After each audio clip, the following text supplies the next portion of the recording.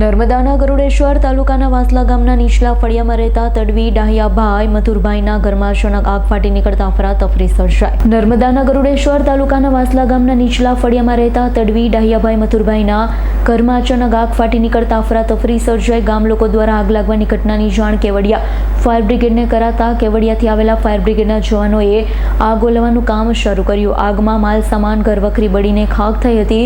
ઘટનાની જાણ વાસલા ગ્રામ પંચાયતના તલાટીને પડતા તલાટી દ્વારા બળી ગયેલા ઘરનું નિરીક્ષણ કરી આગળની કાર્યવાહી હાથ ધરી હતી।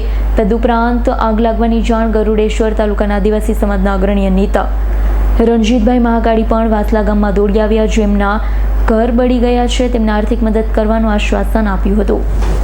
કેટલા વાગે બનાવ બન્યો બેન? હમણાં જે અડધો કલાક થયો, પોણા કલાક જેવો થયો। પોણા કલાક જેવો થયો કે અંદાજિત કેટલું નુકસાન થયું? ઘરમાં શું શું હતું? હવે તો ખબર નહીં, બધું જ હતું।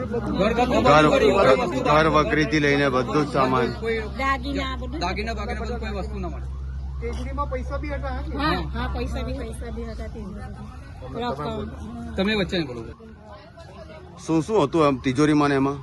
તિજોરીમાં રકમો, પૈસા બધું જ હતું। બધું હતું?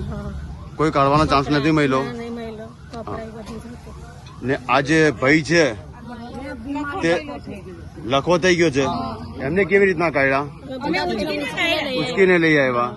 કોઈને જાનહાની તો થઈ નથી ને? ઘર ટોટલી ભરીને ખાક થઈ ગયું?